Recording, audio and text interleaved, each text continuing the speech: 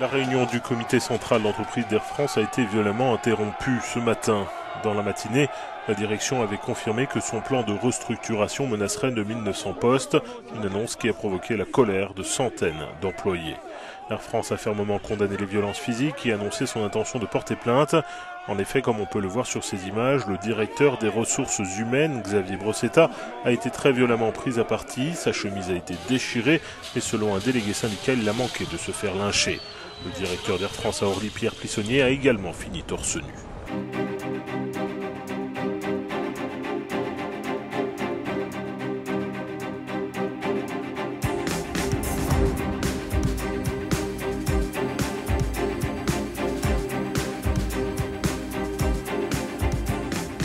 Chers amis, bonjour. J'ai le plaisir de vous retrouver pour cette revue de presse internationale avec un invité très particulier, et d'ailleurs pour une revue de presse très particulière.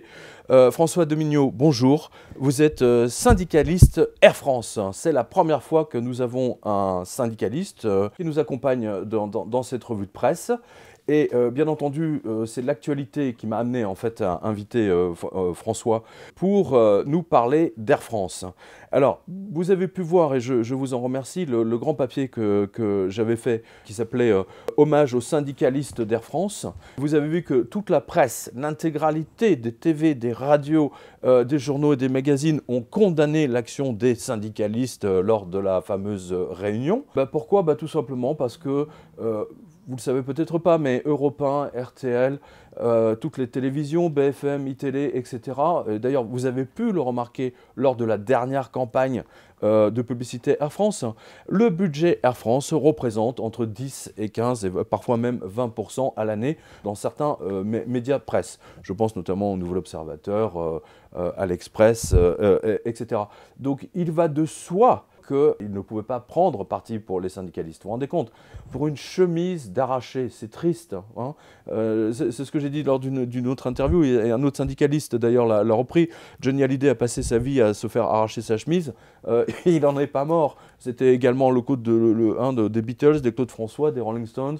Hein, ils n'en sont pas morts. Il y a eu des affrontements bien plus difficiles. Donc vous allez François, vous allez nous donner vos lumières et vous pouvez nous faire le point sur ce qui va se passer. Et d'ailleurs, l'information primordiale, c'est qu'il y a une réunion. Vous êtes invité, chers spectateurs. Hein, ce n'est pas réservé simplement au personnel d'Air France, on est bien d'accord ? L'ensemble des syndicats appellent à la mobilisation le 22 octobre. L'ensemble, pour ce qui concerne le hub de Roissy, nous appelons à la grève le 22 octobre. Donc il y a une grève à partir du 22 ? Le 22, il y aura une grève. Mais où ? Pilote, personnel au sol, mécano, bagagiste la mobilisation, c'est tous les personnels d'Air France. D'accord. Nous invitons à ce C'est global. Nous invitons la France. La France entière, vous invitez ? La France entière, nous l'invitons à venir manifester et à soutenir pas seulement la compagnie Air France, mais le pays à travers la compagnie. Bien sûr. Vous savez, en 8 ans de revue de presse, j'ai assisté à la destruction d'un certain nombre de compagnies aériennes. Je pense notamment à la Japan Airlines, c'était très intéressant, au profit des compagnies américaines. La compagnie hongroise, la Malev, qui a été détruite au profit de EasyJet et d'autres compagnies anglo-saxonnes. On ne parle même pas de Switzer et de la Sabena, qui n'existe plus. Et là, c'est dans la droite ligne des grandes destructions d'Areva, de Gemplus, de Mittal, etc. C'est Air France qui est clairement dans la mire. Bien sûr, mais c'est quand même étrange. C'est un secteur où la croissance mondiale est de 5%. Elle augmente constamment. C'est une richesse. Notre pays, la France, 70 millions quand même de touristes par an. Paris étant la capitale. Donc on ne comprend pas. On ne comprend pas comment on met à mal le transport aérien, alors qu'on est une des premières destinations, si ce n'est la première, des touristes. Écoutez, alors je vais reprendre quelques informations. Alors je veux peut-être éclairer votre lanterne. Non, je plaisante, parce que ça, vous le savez très bien. C'est d'une part, on a vu quelque chose de très important, le changement brutal du logo d'Air France, qui, à mon sens, était extrêmement symbolique, puisque d'un seul coup, comme Électricité de France a disparu, Gaz de France a disparu. Donc là, pour le coup, c'est Air France qui, c'est le France qui, et le drapeau français qui a été enlevé. On le voit d'ailleurs à l'écran, c'est extrêmement symbolique avec ce petit bout de rouge.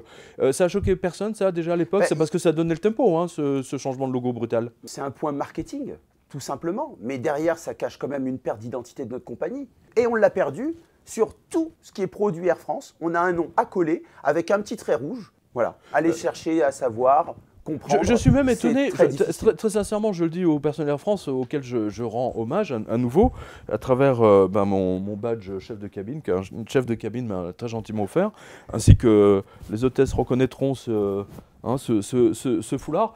Je suis étonné, pardonnez-moi, que Air France n'ait pas été rebaptisé déjà à l'époque Air Holland, puisqu'il y a eu la fusion avec KLM. C'est quand même assez troublant. C'est une compagnie qu'Air France a rachetée. Une compagnie qu'on a rachetée dans la douleur. Mais pourquoi déjà à l'époque ont-ils racheté ? Quel intérêt de racheter une compagnie qui est en train de faire faillite ? Mais la stratégie, on ne la comprend pas, la stratégie. Parce que d'une part, vous savez, quand les grandes multinationales rachètent des compagnies, elles effacent le nom. Je vous donne un exemple typique. Microsoft a racheté Nokia. Le téléphone, tout le monde connaît. Aujourd'hui, quand vous achetez des téléphones, vous n'avez plus du tout Nokia de marqué. Maintenant, c'est Microsoft Téléphone. Pourquoi, par exemple, KLM est quand même resté. Oui, c'est ça qui est intéressant. On a d'autres informations. On a vu quelque chose d'extraordinaire. Vous étiez lors de la manifestation et vous avez vu... J'ai vu à travers certaines images que l'intégralité du personnel a scandé « On est chez nous ». Alors là, c'est clairement en l'honneur, enfin pour dire stop au Qatar Airways. C'est ni plus ni moins qu'une concurrence déloyale organisée. On a déjà certains de nos dirigeants qui sont partis, qui ont fait le choix de partir sur cette concurrence des compagnies du Golfe. Dis donc. On prend M. Matteux, oui, qui était le directeur de l'exploitation, qui est parti dans une compagnie du Golfe. C'est Etihad, je crois, c'est ça ? Il me semble. Oui. Etihad. Maintenant, il y a une chose qui est sûre, c'est que le personnel Air France ne veut pas finir... quand on dit on est chez nous, on est chez nous, on est en France avant tout. Oui, c'est Air France. On est à Air France. On n'est pas à Qatar Airways ou Emirates ou alors Etihad. Non. Pourtant, tous les syndicalistes Air France, là, lorsque François Hollande a décoré le PDG de Qatar Airways, ça aurait dû quand même être un signe d'avertissement. Là, je me permets de vous éclairer, Pierre, sur ce fait. C'est qu'on a fait un tract, nous, section Force Ouvrière Hub, on a fait un tract justement avec la photo de notre cher et tendre président qui décorait justement le président de Qatar Airways. On ne comprend pas. Justement, la concurrence déloyale organisée, c'est ces créneaux qu'on va attribuer à ces compagnies. Donc les créneaux qui vont être retirés à Air France vont être automatiquement repris par ces compagnies-là. Voilà. Alors, il y a combien de compagnies là, qui en profitent? Donc, il y a la Qatari, il y en a d'autres. Il y a Emirates Airways, il y a Etihad. Etihad, bien sûr. Ce sont les trois plus grosses. Ces trois plus grosses compagnies, ces mêmes concurrents ont des capacités de financement qui sont sans limite. Ils ont la planche à billets. Une fiscalité la planche à billets du pétrodollar, évidemment. On ne peut pas rivaliser. On ne peut pas rivaliser avec ces compagnies. C'est pas possible.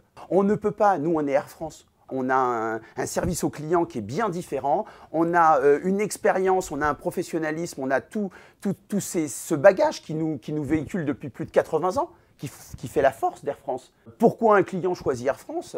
Un client choisit Air France parce que c'est Air France avant tout. Oui, bien sûr. Voilà. Je reviens, pardonnez-moi, sur le point précédent. Donc Bruno Matteux, le patron du long courrier Air France, avait démissionné car débauché par Etihad. Ça, c'était donc sur la revue de presse. La compagnie d'Abu Dhabi qui possède aussi, via des participations massives, parce que vous savez que le Qatar, les Saoudiens, etc., savent que le dollar va à sa perte totale, donc ils sont assis sur des montagnes de planches à billets, donc ils doivent de dollars PQ, donc ils doivent les investir. Et donc ils ont investi, alors écoutez bien, c'est quand même incroyable, Alitalia, Air Berlin, Air Seychelles, Air Serbia, Air Lingus, Darwin Airlines, Jet Airways, Virgin Australia. Voilà. Sont-ils présents à Air France? En regardant la dernière mais ils sont fois présents. Encore, ce matin, bien sûr. Ils sont présents dans mais le bien sûr qu'ils sont France. présents. On vient de le voir puisqu'ils ont obtenu les concessions sur l'aéroport. Ils ont Lyon et Nice, me semble-t-il. Ils en ont d'autres. Il y en a d'autres de prévus au programme? Ça, je ne sais pas. Il faudrait demander à nos politiques qui leur accordent ces privilèges. D'accord. Alors, en signant sûrement des contrats. Oui, parce que ça, Rafale, on a vu que c'était à cause du Rafale. On dit on veut bien acheter vos Rafales. Sous-entendu, on veut bien acheter vos avions qui ne volent pas, ou quasiment pas. Mais vous nous donnez. En fait, ils ont acheté littéralement Air France à travers le Rafale. Chaque avion, qu'il soit civil ou militaire, il offre des débouchés commerciaux à nos concurrents.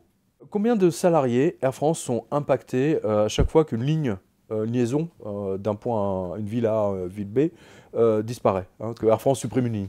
Alors, pour être clair, une ligne, ça représente 300 salariés. D'accord.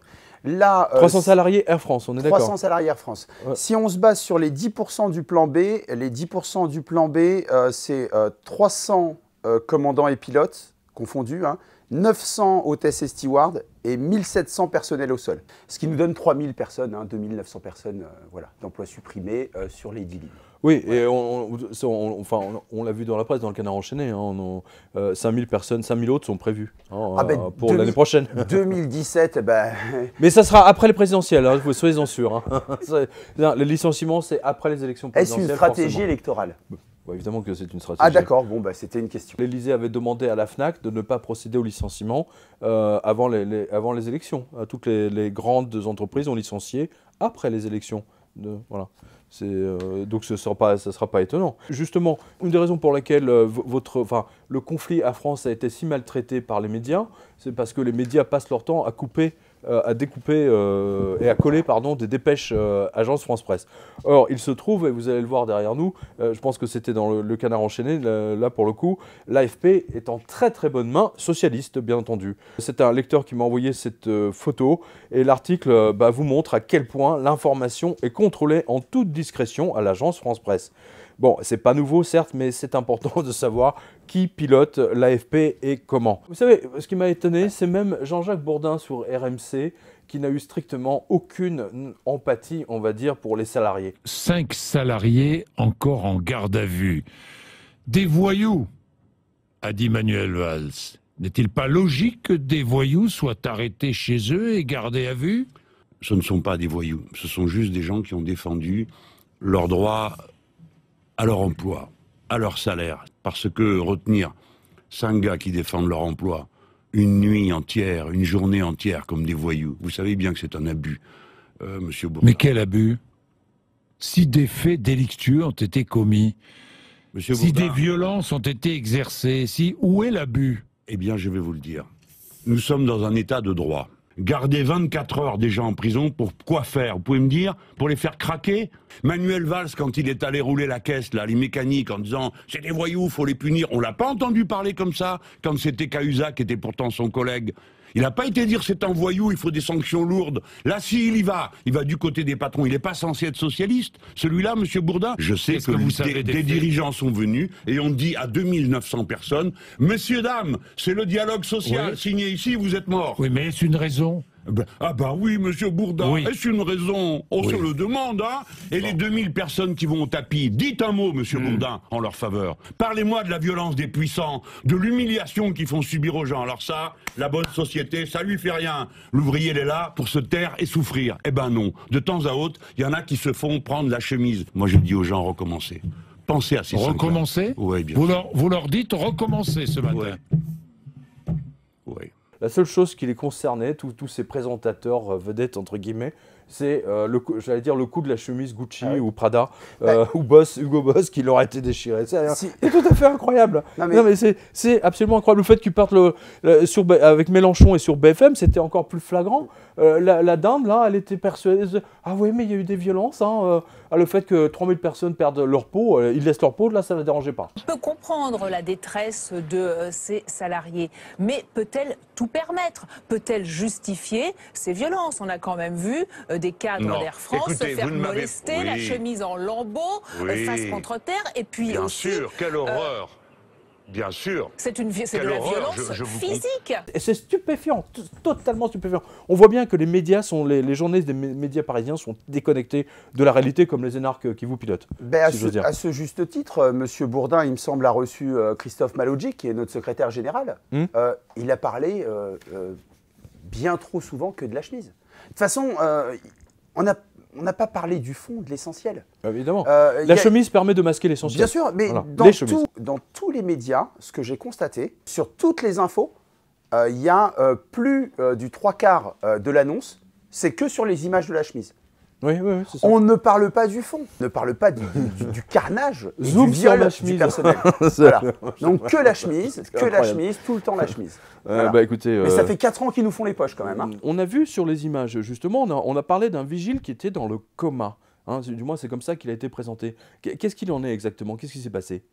Ben, moi, ce que je peux vous dire, c'est qu'on a essayé de faire pression sur notre secrétaire adjoint Force ouvrière, qui s'appelle M. Karim Taibi, en prétendant qu'il était responsable du coma de ce vigile. Or, ce vigile, pour nous, a eu un malaise. On l'a constaté en entrant dans la salle du CCE. Il était déjà dans les pommes? C'était un malaise. Il était allongé à l'entrée. Il n'a pas été tabassé, il s'est pas pris des coups, si? Ah non, non, non. Donc il est tombé juste, il a eu un malaise. C'était un manque de sucre, il a fait une glycémie. Il a eu un malaise.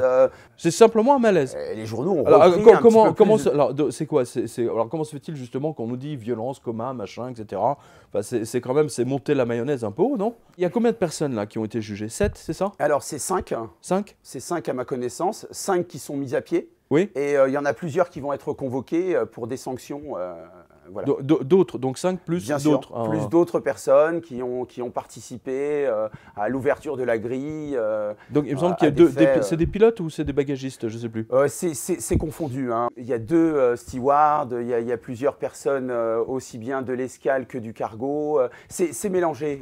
Ce serait trop difficile pour moi de vous dire. Depuis combien de temps êtes-vous syndicaliste? Je suis depuis j'ai à mon actif 2 mandats électifs, donc ça va faire pratiquement 8 ans passés que je le suis. D'accord. Quand avez-vous constaté la destruction progressive, ou du moins en lenteur? Quand avez-vous vu les choses s'accélérer, en fait, de la destruction d'Air France? C'est vrai que l'arrivée de M. de Juniac nous a pas facilité la tâche. Alors vous disiez justement que M. de Juniac était chez Thales où il avait viré 8000 personnes. Donc on a l'impression qu'il a été nommé chez Air France pour en virer 4 fois plus. Il a nettoyé chez Thales. 8000 personnes à son actif qui sont parties de chez Thales. Je n'invente rien. Hein. Oui. Ce sont des faits. Maintenant, il s'est même épaulé de M. Brossetta, qui l'a rejoint à Air France après son arrivée. Il est énarque, me semble-t-il. Hein. Bien sûr, il est énarque. Oui, il est énarque. Mais faut-il être nettoyeur pour être énarque maintenant? Oui, non, mais on nous a demandé de faire des efforts, comme le dit Erika sur cette vidéo qui est criante de vérité. Non, mais elle est très touchante, cette vidéo. Elle est très puissante et très forte. Hein. Nous, on les a fait, les efforts. Nous, on a fait des efforts. 4 ans. 4 ans sans rien. Et c'est nous qui traquons. Et on nous redemande aujourd'hui d'être gentils et de comprendre et que les acquis, ça évolue. On n'est pas venu chercher le conflit, messieurs. On est venu discuter, on voudrait avoir un dialogue cohérent. On voudrait avoir un dialogue cohérent, c'est tout. C'est tout ce qu'on vous demande. Juste de nous entendre. On voudrait parler. On a des choses à faire remonter qui sont importantes. C'est normal qu'on apprenne par voie de presse combien est-ce que d'entre nous vont sauter? Est-ce que c'est normal? C'est normal? C'est de la considération, ça? On est au courant par les infos. Pour des gens qui ont 30 ans d'ancienneté, qui ont amené Air France au plus haut de sa gloire. Et c'est comme ça qu'on est remercié. On n'est pas venu pour être violent, on n'est pas venu pour vous manquer de respect. On est venu pour avoir des gens qui puissent vous apporter des réponses. Et avoir le sentiment, l'impression d'être pris en considération. Juste ça. Mais même ça, vous ne pouvez pas nous le donner. Et pourtant, nous, cet uniforme, je peux vous dire qu'on le porte avec fierté. Nous, on est fiers de porter cet uniforme. Votre gestion calamiteuse, vous voyez, votre gestion calamiteuse, là, monsieur. Voilà, elle est dehors, vous voyez. Tous les salariés, là, votre stratégie qui nous a mis dans le mur et qui fait qu'on va perdre nos emplois à cause de vous. Moi, j'étais derrière Erika. Je suis intervenu enfin... à la fin de cette discussion qu'elle a avec la direction, je suis resté comme pétrifié, quoi. Je suis resté comme pétrifié tellement j'étais sous l'émotion de ce qu'elle disait, tellement il y avait de vérité dans ses mots. Et on voit très bien sur cette vidéo les responsables d'Air France qui prennent la fuite, quoi, surtout ne pas l'écouter. Quand vous avez M. Pierre Mie, responsable des relations sociales à Air France, qui dit qu'il n'est pas habilité à répondre à un agent Air France, or qu'elle lui dit... Oui, c'est énorme. C'est énorme. Je ne suis pas habilité à On vous répondre. demande simplement de dialoguer avec nous. On vous demande une réponse. Nous, on est fiers de porter l'uniforme qu'on porte. Comme moi, d'ailleurs. Moi, je suis très fier d'être Air France depuis plus de 15 ans maintenant, 16 ans. C'est arrivé avec Transform. Donc, je reviens sur le fait qu'on nous a demandé de faire des efforts. On les a fait, ces efforts. Et maintenant, on nous dit, on supprime 2900 emplois. Donc, comprenez quand même notre colère et notre frustration. Quand vous dites à quelqu'un, faites des efforts et ça ira mieux, Eh ben derrière, non, ça va pas mieux. Combien de personnes ont été, hors les 3000 là, qui veulent virer, combien d'autres ont été virés depuis tout leur plan Transform, machin, bidule? Ben là, on a... c'est 10 000 personnes au bas mot qui sont parties d'Air France, dont 5 200 en plan de départ volontaire. D'accord. Oui. Mais autrement, c'est 10 000 personnes qui ont disparu de la compagnie. Combien de liaisons ont disparu également? Des liaisons des liaisons, des lignes. Des lignes, on en a ouvertes comme on en a fermé. Mais toujours avec une stratégie dont on ne peut pas comprendre. On a des lignes, elles ont fermé, elles ont ouvertes, on n'a pas compris. On a un Paris-Orlando qui a ouvert, on n'a toujours pas compris pourquoi il avait ouvert et comment. Et on l'a fermé après parce qu'on s'est aperçu que c'était... Il y a une stratégie qu'on ne comprend pas. Outre le fait qu'on nous demande de faire des efforts, on ne comprend pas nos dirigeants.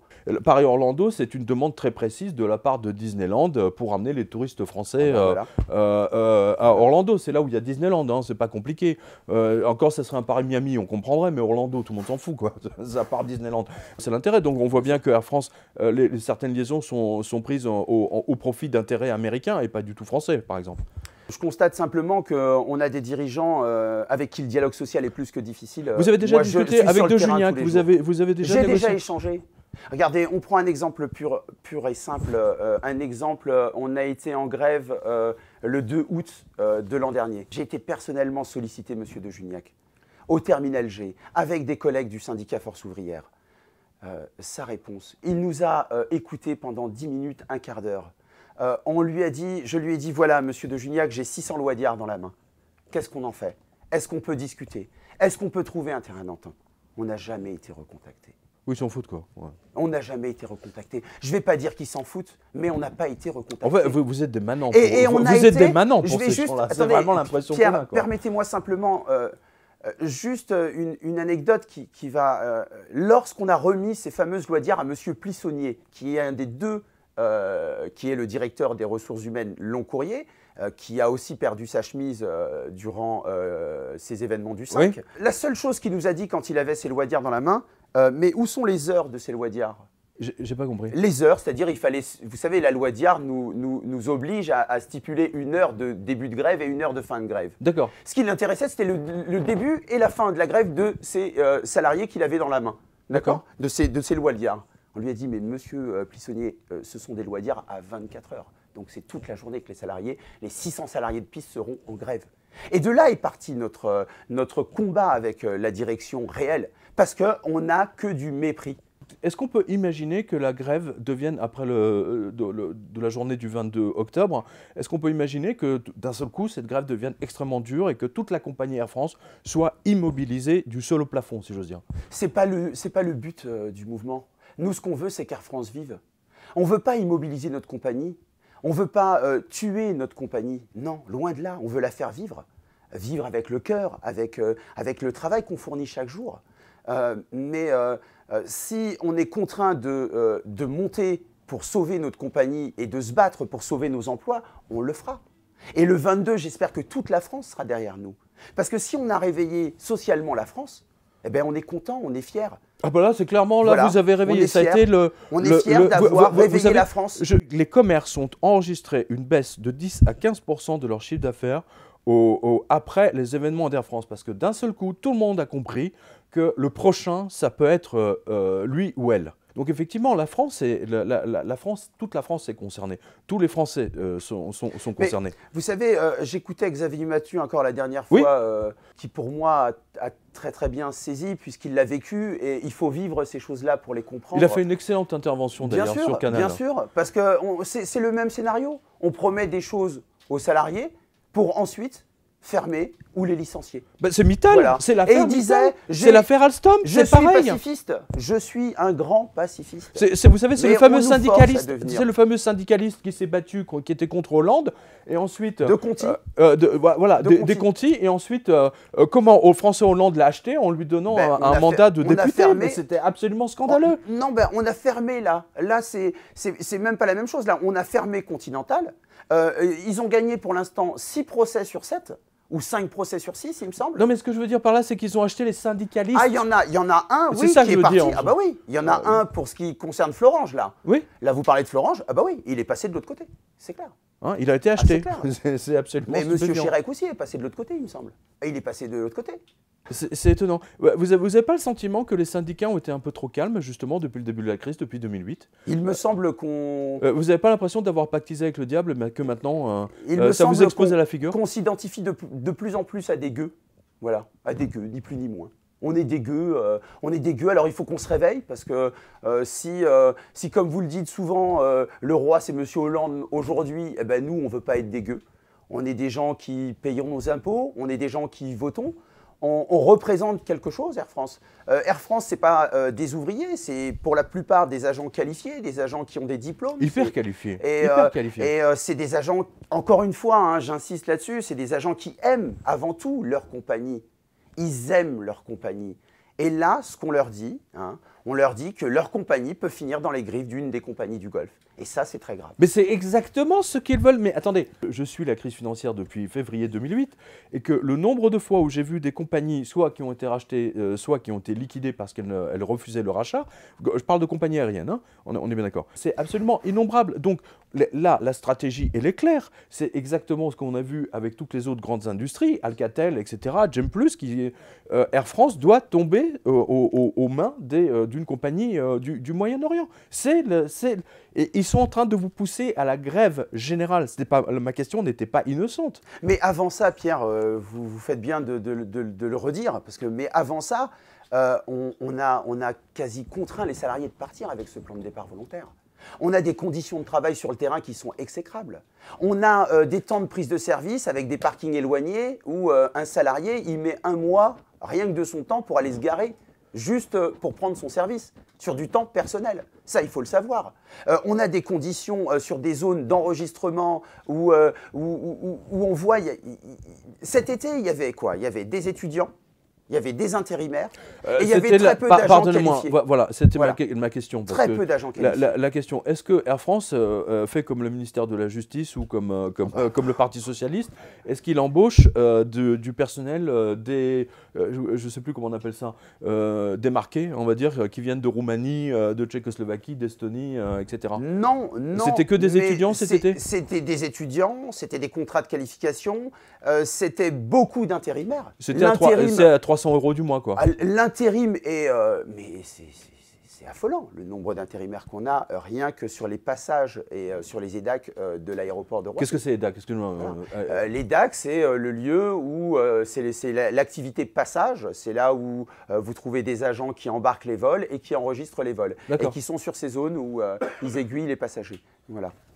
Alors, justement, on a des biscuits que vous nous avez apportés, donc c'est très gentil. Parce qu'on parle beaucoup des syndicats en disant qu'ils sont incompétents, etc. Quand j'ai lu ce mail que vous m'avez envoyé, j'ai halluciné. Ça, c'est sur 6 ans, hein, juste au cours de ces 6 dernières années. Donc, on remonte à 2010. Alors, perte de 323 millions d'euros investis en 2009 dans Alitalia. Hein, donc Air France avait acheté, ouais. Il nous reste moins de 1% du capital. Hein, ouais. Donc ce sont les Arabes qui ont pris derrière. Hein, parce qu'on l'a vu tout à l'heure. Voilà, hein, voilà, Air France nettoyé, boum, terminé. Alors c'était dans le Figaro. Voilà, alors attention. Donc là c'est 321. Perte d'Alitalia ici, donc il y a un autre article. Ensuite, alors une amende de 1 million d'euros en mars 2015 par l'autorité des marchés financiers pour mensonge. Donc là, on imagine que les bilans ont dû être maquillés, donc pour que l'AMF inflige une amende comme celle-là au comptable d'Air France, c'est quand même énorme. Alors ensuite, on a les 400 000 € de Ali Bongo. C'est quoi ça? Le magazine Air France. Le magazine Air France qu'on a dû jeter X 1000 exemplaires. Pourquoi? Parce qu'il y a quelque chose qui ne plaisait pas à M. Ali Bongo. Qui était Ali Bongo? Ali Bongo, c'est un dirigeant. C'est un homme. Il me semble que c'est un président africain. Ah pardon, d'accord, ok. Donc simplement parce que ça ne lui plaisait pas, avant même la publication? Ah non, ils étaient déjà sortis, les magazines. C'est pour ça qu'on perd 400 000 € sur cette histoire. Bon. Alors ensuite, encore, à la limite, ça je peux comprendre. Donc ensuite, on a une amende. Donc Air France a dû payer 340 millions d'euros, rien que ça, pour une entente en Europe, donc j'imagine, sur les tarifs du fret. Voilà, donc l'entente, c'est pas que sur les téléphones mobiles, hein, voilà, hein, c'est pas que sur les lessives, etc., le café, hein, c'est également, voilà, donc on se fait arnaquer de tous les côtés. Alors ensuite, amende cargo pour entente, mais cette fois-ci aux États-Unis, hein, voilà, donc 504 millions de dollars, donc 504 plus 340, bah, ça fait déjà 800, c'est quasiment 1 milliard. Hein, ça fait quand même c'est quand même 1 milliard là, juste en amende, hein, voilà. Et c'est pas les amendes que les hôtesses distribuent, hein, là c'est du sonnant et trébuchant. Au Canada, 10 millions, toujours pour entente en 2009, bingo. En Australie, un petit 6 millions, vous dites, de dollars pour entente en 2009. Et c'est pas fini, maintenant au tour de la Suisse en janvier 2014, et donc 3,2 millions. Ensuite, Air France a payé 70 millions pour fermer une class action et protéger les directeurs. Qu'est-ce que ça veut dire, ça? Ils ont protégé 2 directeurs qui avaient sûrement mal agi et ils ont dû payer une amende de 70 millions d'euros. Voilà. Alors ensuite, Air France est obligé de payer une amende de 85 000 dollars pour pratiques commerciales trompeuses et déloyales en 2010. Donc ça, alors c'est assez étrange, mais enfin bon, aux États-Unis, les avocats sont prêts à tout pour essayer de rafler 2 francs 6 sous. Alors ensuite, encore quelques-unes. 400 000 euros pour M. Gourjon en mai 2012. C'était une prime, bon allez, prime de départ. Lui dire au revoir. Voilà, donc voilà. 115 000 euros d'amende dans CityJet pour travail dissimulé. En octobre 2013, il y a du travail dissimulé en France. Voilà. Des contrats qui étaient apparemment en Irlande. Comme EasyJet, voilà. Comme EasyJet et comme Ryanair. Hein, voilà. 122 millions de moins-value dans la vente de CityJet en 2014. Alors, on ne comprend pas bien parce que d'un côté, ils font CityJet et ensuite, ils lancent Hop. Là, on a vendu CityJet en perdant 122 millions d'euros. D'accord, mais derrière, ils ont lancé Hop. Donc, no comprendo. Hein, voilà. Je salue le commandant de bord de Hop qui nous fait la gentillesse de suivre la revue de presse. Et ensuite, 157 000 euros pour discrimination envers un salarié en septembre 2015. Bon, à la limite. Voilà. Alors, il s'est battu pendant de nombreuses années, ce salarié, donc il faut lui rendre hommage. Il a quand même obtenu 156 000 euros. Il avait un poste qui était assimilé à une certaine technicité que Air France ne reconnaissait pas. D'accord. Voilà. Il lui a fallu plusieurs années, mais il a été au bout et il a gagné. Alors là on a du biscuit très intéressant. Alors là, Air France a donné 800 000 euros pour service rendu à M. Isagir qui a trouvé un travail chez le concurrent. Il était chez qui? Monsieur Isagir était un de nos dirigeants et il est parti chez XL. XL, c'est quoi? C'est une compagnie aérienne française. D'accord, les Saoudiens ne sont pas dedans, rassurez-nous. Non. Okay, bon, il ne me semble pas, je n'ai pas une connaissance approfondie sur XL, mais monsieur de Isagir nous a quittés. Il est parti à la concurrence. D'accord. On voit bien que là, Air France a perdu quasiment là au total 1 milliard, 1,5 milliard, juste pour payer des amendes. Ce qui est absolument étonnant parce que quand on entend les divers patrons d'Air France sur les télé et la radio en disant qu'ils sont, c'est tout juste si Air France n'est pas un mendiant en train de faire la manche aux sorties de l'autoroute, quoi. J'aimerais revenir juste sur une information que vous avez aussi sur votre feuille. Oui. Monsieur Debailleul, qui est directeur général Emirates, qui crache sur Air France, qui a obtenu la Légion d'honneur grâce à Air France. Voilà. Il est parti chez qui? Chez Emirates. Il n'y a pas de clause de concurrence à très haut niveau? Moi, j'aimerais savoir comment aussi Madame Florence Parly part avec 520 000 euros et s'en va directrice de la stratégie à la SNCF.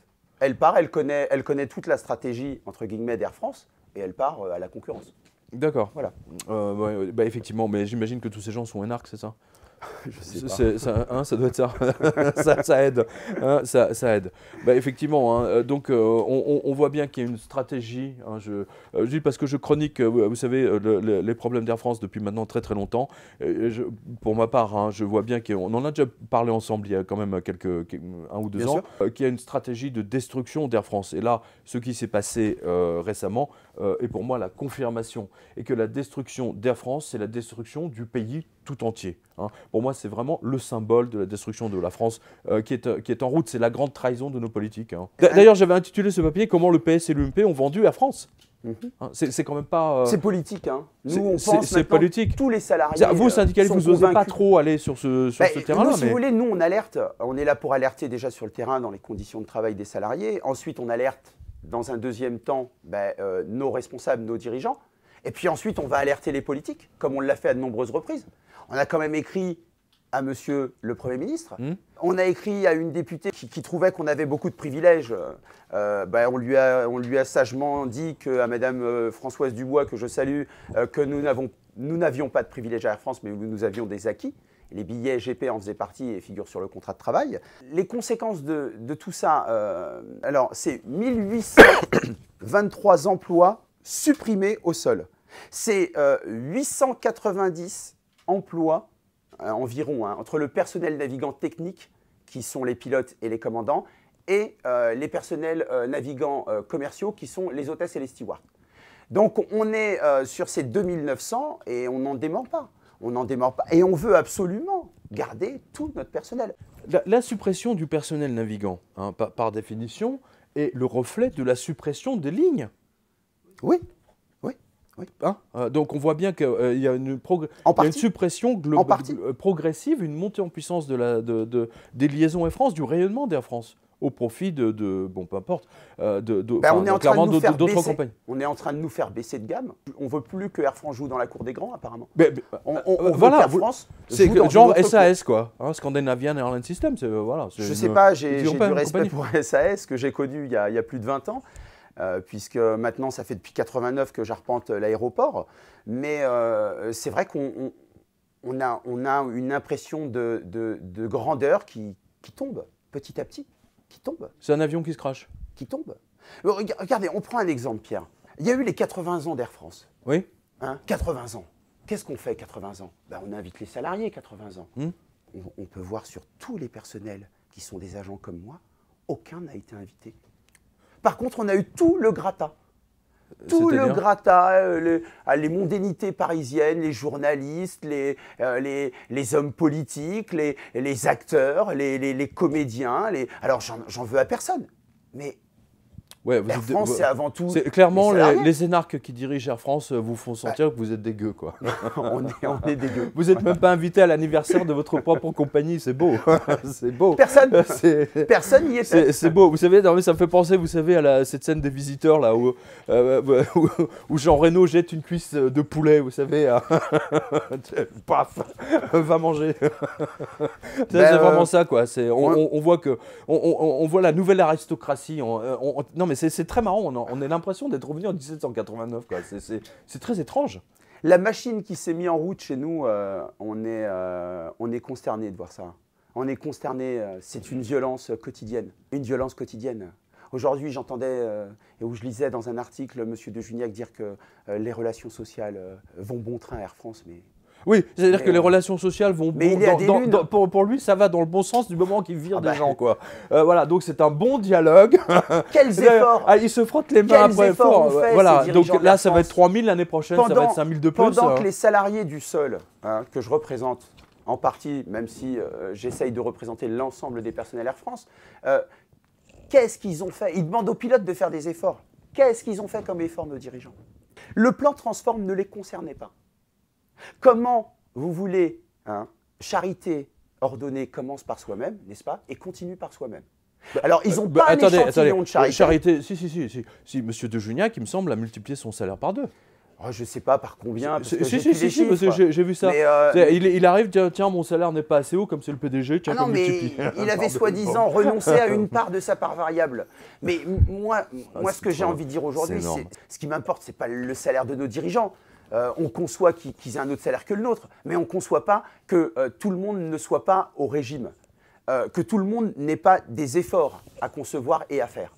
Voilà. En tout cas, rendez-vous donc le 22 à 13h, précise, devant l'Assemblée nationale.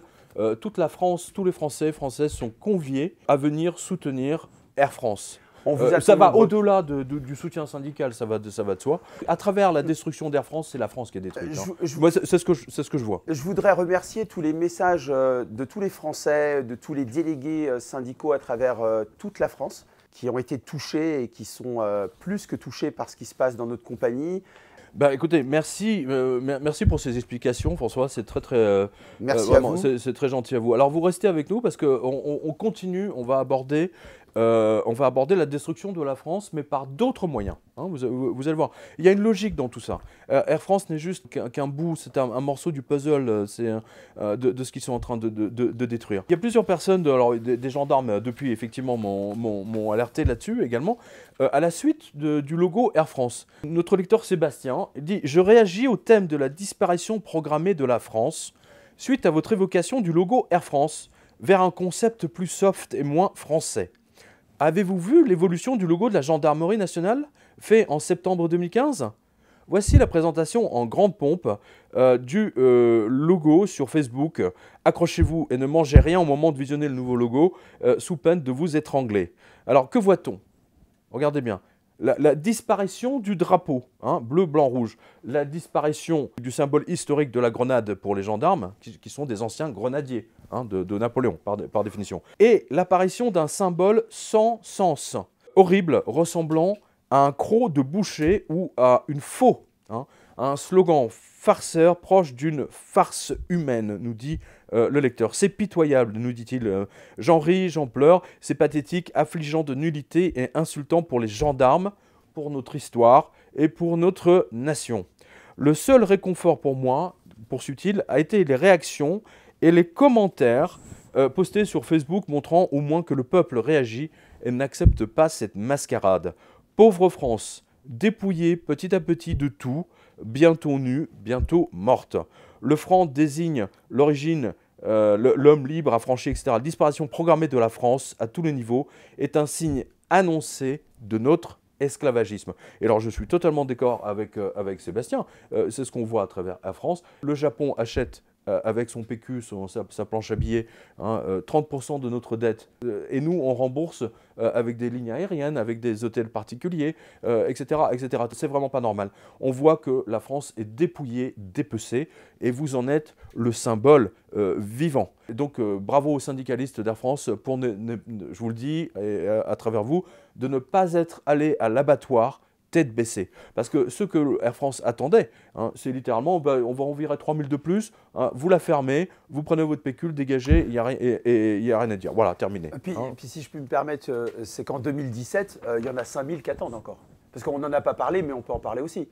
C'est le canard enchaîné le 6 au matin. Oui, on a vu ça, absolument. On a vu ces 5000 pour 2017. Qui est étonnant, effectivement. Enfin, je pense à ça parce que on a un président qui s'appelle Hollande et Air France KLM, donc Air France Hollande. En fait, techniquement, on assiste à la même destruction du pays. C'est quand même assez étrange.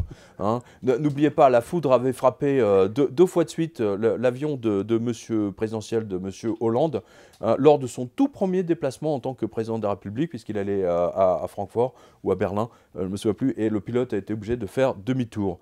Donc c'est intéressant. J'espère que c'est comme un signe, vous voyez, c'est comme un signe dans tous les sens, aussi bien signe que comme ce qui s'est le passé signe noir. à Rome, voilà. Comme ce qui s'est passé à Rome. Qu'est-ce qui s'est passé à Rome? À Rome avec cet éclair qui est venu. Oui, exactement, comme l'éclair avait frappé le Vatican le jour où Benoît XVI a été viré à coups de pied aux fesses. Voilà, c'est tout à fait ça. Alors, je reviens sur la destruction de la France, parce que là, vous avez deux autres informations très importantes, et du coup, le démantèlement d'Air France prend tout son sens. Alors, première chose, la France a toujours, du point de vue militaire, a toujours fabriqué ses armes.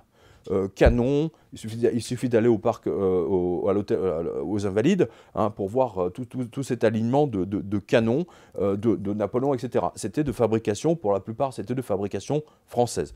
Le FAMAS, qui a servi l'armée française, était de fabrication française. Hein, c'était manufacturé, je ne sais plus, à Saint-Étienne, etc. Il y avait Manurin, etc. Eh bien, figurez-vous que l'armée française, enfin, le gouvernement a décidé que l'armée française ne sera plus équipée d'armes faites en France. Donc ça veut dire que le savoir-faire disparaît. C'est-à-dire qu'on est désarmé. Hein, voilà. Et donc, les nouveaux équipements de l'armée française, ce seront des armes de fabrication à l'étranger. Donc ça, c'est la première chose. Mais alors, deuxième chose, là, c'est beaucoup plus vicieux. Écoutez bien. Je vous dis ça parce que depuis 10 ans, donc grosso modo, ça correspond à Air France, hein, la destruction d'Air France, l'armée française n'a cessé d'être rabaissée et dépecée, comme Air France, hein, au nom du budget, qui n'est qu'un paravent de la dette à rembourser aux banquiers fabricants de monnaie de singe. Eh bien, chers lecteurs et chers spectateurs, vous ne serez pas surpris que, n'ayant plus rien sur quoi effectuer encore plus d'économies, la Cour des comptes, cette fois, a décidé qu'il fallait tailler dans le repas quotidien donné à chaque soldat. C'est quand même énorme. Hein, il faut oser. Hein. Les officiers, jusqu'à présent, obéissant, je parle des officiers supérieurs, obéissant les doigts sur la couture du pantalon, jusqu'à la soumission servile des masochistes, l'ont très très mal pris cette information de OPEX 360. L'un de nos lecteurs demande « Est-ce que l'ordinaire des généraux va aussi être touché ? La Cour des comptes veut des économies sur le repas servi aux militaires. » Alors, je vous donne le compte d'apothicaire de la Cour des comptes. En 2013, 52 millions de repas ont été servis aux militaires, dont 40 sur le territoire national, 7 en OPEX et 5 à bord de navires de la Marine nationale. La Cour des comptes a voulu savoir s'il n'y avait pas la matière à faire des économies. 1 euro de gagné sur le rata, c'est 40 millions qui ne seront pas dépensés. D'où son référé qu'elle vient de publier à ce sujet le 4 septembre. Bref, c'est quand même assez extraordinaire, quoi. Ils veulent faire payer le repas aux militaires. On peut rappeler à ces gens de la rue du Cambon que pour compenser la faible paye des engagés, les recruteurs des 3 armes ont toujours utilisé, et cela depuis des lustres, l'argument béton du logis nourri qui permettait effectivement de convaincre les gens de s'engager dans l'armée. La Cour des comptes dit, ce prix de revient, 15 €, machin, c'est trop cher, il faut que... En fait, ils veulent supprimer toute la logistique des cuistots militaires pour le donner à des trucs privés. Sauf qu'en cas de guerre, en cas d'engagement, les sociétés privées, etc., ne vont pas faire la guerre. Et puis, ne serait-ce que stratégiquement, empoisonner une armée entière, c'est vieux comme le monde. Hein. Michael Valtari le raconte dans un de ses romans fleuves. À l'époque, on empoisonnait les chevaux des cavaliers. Donc c'est purement stratégique. Et pourquoi? Quelles sont les grandes compagnies qui fournissent les armées en logistique alimentaire de bouche? Ce sont des compagnies américaines. Voilà. Parce qu'il se trouve que il y a des lecteurs qui sont en OPEC, etc., et qui m'ont expliqué que progressivement, toute l'armée française est maintenant alimentée par des compagnies américaines. Voilà comment on sabote l'armée française en lui enlevant sa capacité de se nourrir par elle-même en mouvement sur ses lieux d'intervention.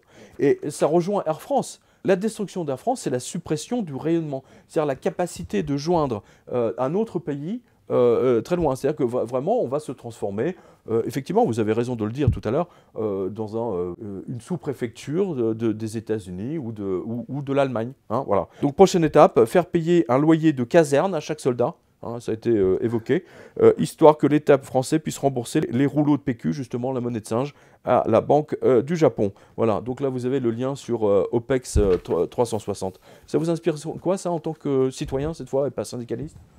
Ça me fait peur. Si demain il y a un conflit, qu'est-ce qui se passe? Comment on va se défendre? Non, si on ne se défend plus parce qu'on n'a plus d'acier, hein, c'est fini. On n'est plus capable de fabriquer des chars, on n'est plus capable de fabriquer des armes. Vous avez vu que Airbus a ouvert des usines aux États-Unis, en Chine, etc. Donc on est en train d'exporter tout notre savoir-faire. Donc c'est extraordinaire. Bientôt on ne saura plus fabriquer d'avions. Hein. Les manufactures de munitions, il me semble, qui étaient à Saint-Étienne aussi. Vous avez raison de le souligner. On fait la même fin. Les munitions, absolument. Les munitions, on n'a plus de capacité de fabrication. C'est-à-dire non seulement on fabrique plus d'armes, mais en plus on ne sait même plus fabriquer les cartouches. C'est absolument énorme. On est émasculé, les militaires français sont émasculés, c'est le cas de le dire. Hein, aux jeunes lecteurs qui ne savent pas ce que c'est, on vous coupe la quéquette. Voilà. Hein, non mais on a des gens qui font des délits de droit commun qui sont dehors, qui font des actes qui tuent des agents de la force de l'ordre, parce que ça m'a beaucoup interpellé. Oui, des insultes de policiers. Et entre-temps, on a 5 personnes qui arrachent 2 chemises, hein, et qui se retrouvent traités comme des terroristes. Non mais là c'est Manuel Valls, là c'est l'État français, c'est Manuel Valls. Et là on nous dit qu'il y a eu une justice. Rien ne peut justifier de tels agissements. Ces agissements sont l'œuvre de voyous. La justice devra identifier ceux qui se sont livrés à cette violence inqualifiable. Il n'y a pas de justice, on l'a vu, tous les Français l'ont vu là pour le coup. Je sais pas moi. C'est que les syndicalistes Air France ont été traités comme des terroristes. Ah bah oui, c'est comme s'ils avaient déposé une bombe, enfin ça va quoi. C'est bon, tout ça pour une chemise arrachée, excusez-moi. Mais, ah non mais c'est consternant. Alors qu'on a des hommes politiques qui fautent, et c'est ça qu'on se demande, ils fautent.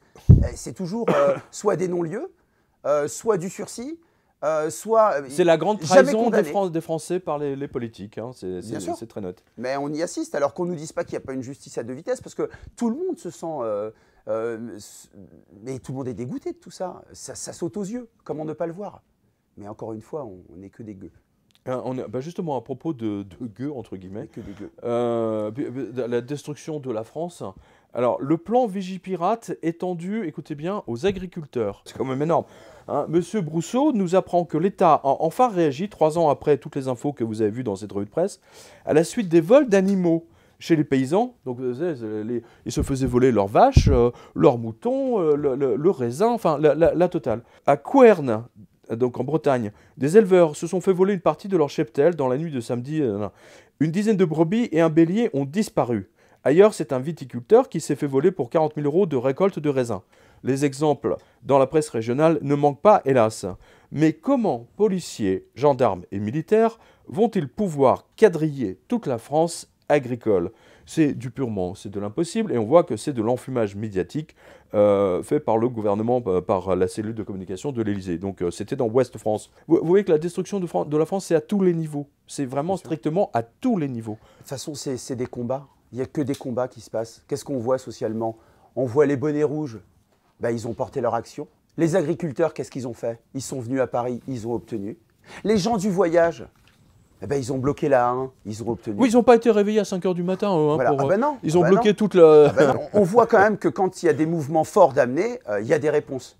Alors, on est pacifiste avant tout, mais comment voulez-vous que les gens continuent à être pacifistes devant tout ce qu'on voit? Mais quand quelqu'un est en train d'être tué, c'est normal qu'il se défende. Aujourd'hui, le meurtre a une autre dimension. Aujourd'hui, on tue les gens économiquement.